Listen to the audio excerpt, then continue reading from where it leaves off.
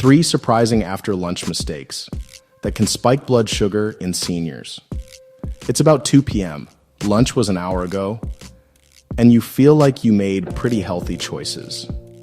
But now you're starting to feel that familiar afternoon slump, that wave of tiredness that just washes over you.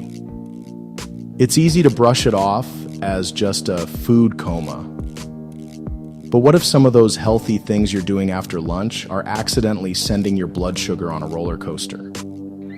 For many people, especially as we get older, managing those after-meal spikes is key to maintaining steady energy and long-term health. In this video, we're going to break down 3 common after-lunch habits that might be affecting your blood sugar more than you realize. For each one, I'll share a simple fix. And the third one is a tip that many people, even those trying to be healthy, often overlook. Let's get into it. The healthy sandwich trap. All right. The first surprising mistake involves one of the most popular lunch foods out there. The sandwich. You probably reach for whole wheat bread, since we've all been told it's the healthier option. And while it is generally a better choice than white bread, here's the catch. Even whole wheat bread is a carbohydrate that can cause your blood sugar to rise. So what's happening? Your body breaks down those carbohydrates into glucose. Depending on the portion size and what else you're eating, a standard 2-slice sandwich can sometimes deliver a rush of sugar that leads to that post-lunch crash and a bit of brain fog. But the fix is pretty simple. It's all about balance and smart portions. Instead of a sandwich with 2 slices of bread, maybe try an open-faced sandwich with just 1 slice. Even better, load that 1 slice up with lean protein like turkey or chicken and healthy fats like avocado.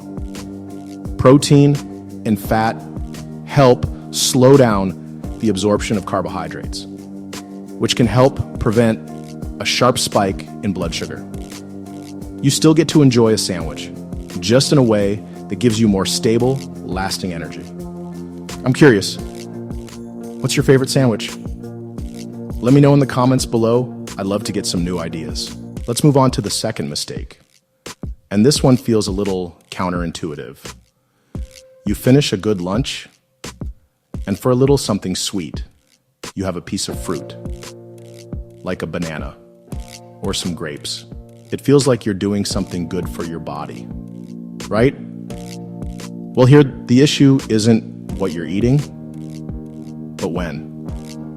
When you eat fruit right after a meal that already contains carbohydrates, you're adding more sugar on top of what your body is already working to process. Yes, more sugar. This can contribute to a higher overall blood sugar level after the meal, which can be a challenge for some people to manage. The fix is incredibly simple. Just change when you eat your fruit.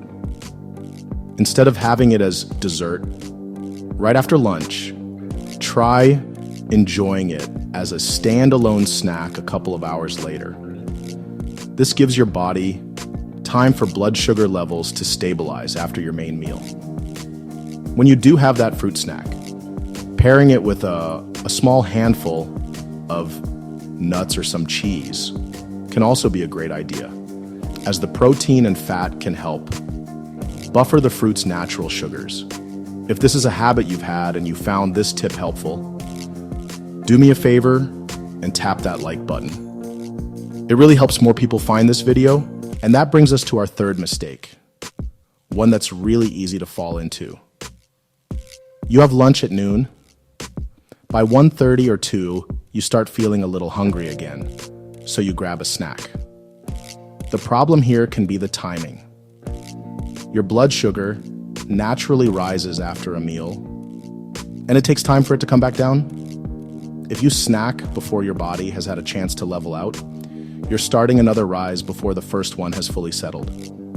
Over time, this can mean your blood sugar spends more of the afternoon in a higher range than is ideal. The solution is just to be a little more mindful of the clock. A good rule of thumb for many people is to wait at least 3 to 4 hours between your lunch and your afternoon snack. Spacing things out gives your body a better window to manage its glucose levels effectively.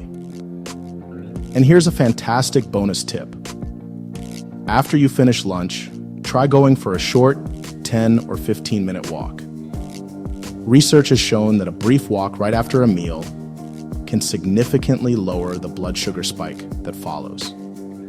It's a simple, powerful habit that can make a huge difference in how you feel all afternoon.